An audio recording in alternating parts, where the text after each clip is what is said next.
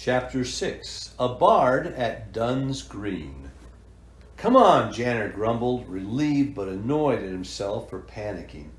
Tink reached down to help Lily to her feet, but she ignored him and got up with the help of her crutch. Suddenly the blast of a horn pealed through the summer air and the crowd cheered. The games were beginning. All day long, games would be played on Dunn's Green, the wide lawn on the east side of town.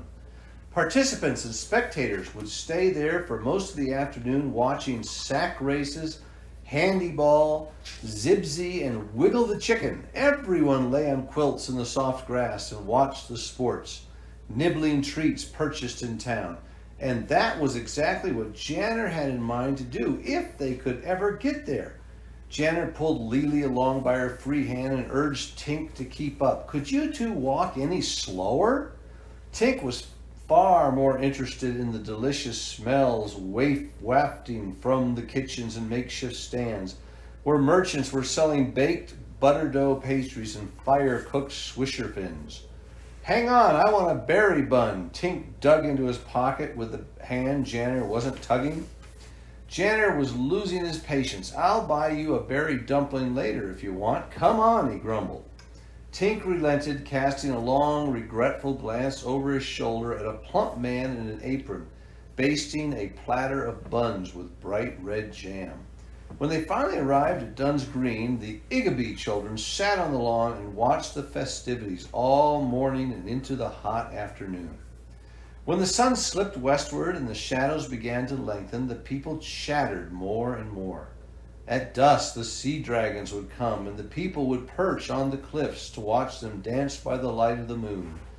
Janner could feel the anticipation in the air. To his delight, Tink had spotted a merchant selling blueberry gooey balls just behind them. He had spent the few coins Nia had given him, so Janner had begrudgingly shared some of his own just to quiet Tink's stomach and his mouth. Tink had no idea that his face was now smeared with dark purple. Lily was content to passively watch the games while she tickled Nugget's belly or threw a stick for him to fetch. The onlookers had tolerated this until she'd accidentally thrown the stick onto the playing field. When Nugget chased it, one of the handyball players, who was rolling awkwardly across the field, careful not to let his feet touch the grass, missed a pass from another player because Nugget got in his way. All eyes had turned angrily toward Lily, whose cheeks burned as red as Tink's were purple.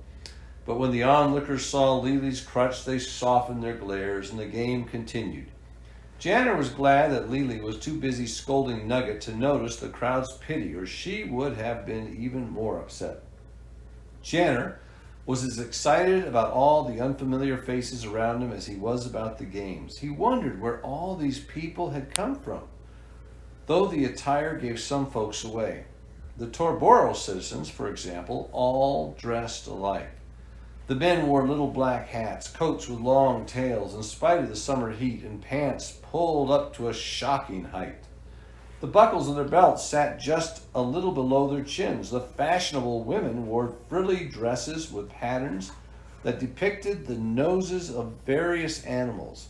Their black shoes were pointy and oversized, as if their toes were as long as feet themselves, which made the women lurch forward when they walked. To Janner, it was like watching circus clowns, which he'd only read about, desperately trying not to be funny. Most of them wore white gloves, so when a handyball player scored a goal, the sound of their applause was more like fopping than clapping, and they'd say things like "good show," or "holo, mommy crack-a-whip," or "boozy," or "indeniably fine shot." The long-haired folk from Dugtown weren't so odd in their dress, but their manner was shocking. Men and women alike were loud, and their laughter sounded more like howling. Janner could tell that certain words they used were unacceptable to the Torboro folk standing nearby.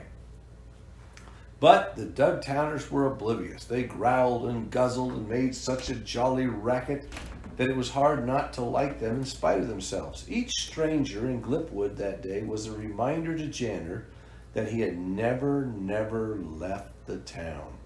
They lit up his imagination and filled him with an ache to see the world. But then he would hear Lily giggle or Tink burp and remember again that for now he would have to watch after his sister and brother in this dreadfully quiet little town. Quiet, that is, except on the day the sea dragons came. He resolved to enjoy himself and pushed all unpleasant thoughts out of his mind. Suddenly a commotion across the field interrupted Janner's thoughts and the handyball game. Onlookers near the opposite goal had turned around, trying to make room for something or someone. Excited whispers circulated through the multitude, but Janner couldn't make out what anyone was saying. Voices rose up from the crowd, and even the players, sweating and covered with grass stains and dirt, though their feet were quite clean, stopped and focused on the fuss. Janner and Tink stood up to try and see what was the matter, but there was nothing to see but agitated spectators shuffling out of the way while someone pushed in from behind them. The Fang's sentries growled and hissed their irritation at the disturbance. They were charged with keeping the people under control, and something unusual was happening.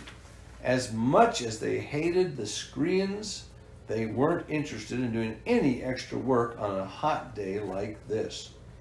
Then the rumor finally reached Janner's ears. A portly woman to his far right gasped and said breathlessly to her portly husband that Armulian, the bard, had come unannounced and had been asked to sing by the Honorable Mayor Blagus of Glipwood.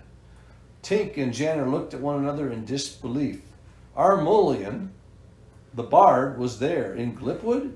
Could it be that the very man who claimed to have visited the shining isle of Anera, the same Armulian who wandered the captive lands and sang of the legends of Erwiar, of great deeds and great loves, was now in Glipwood, to his regal garb upon his majestic horse?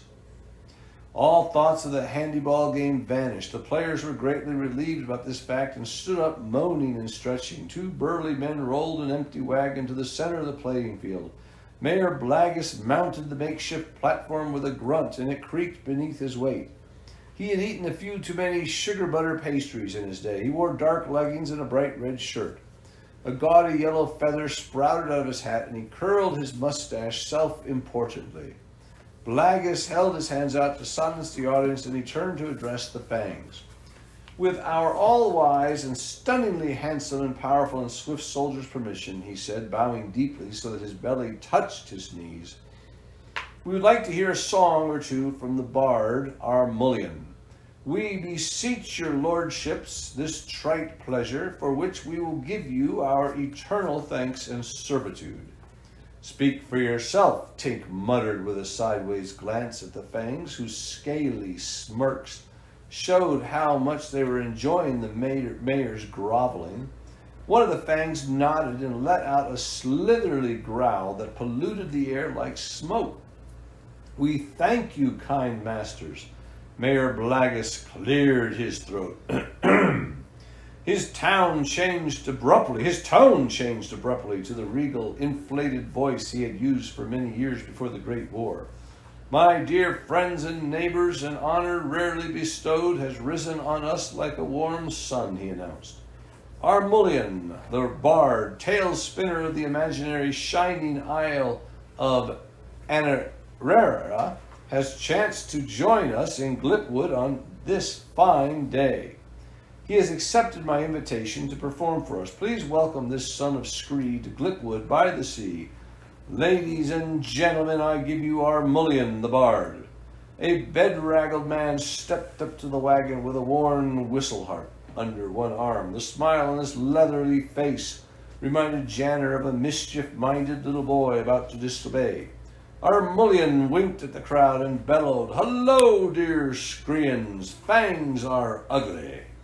The applause ceased abruptly, and the four Fangs standing at the edge of the crowd roared a chilling roar and rushed, hissing toward the barb.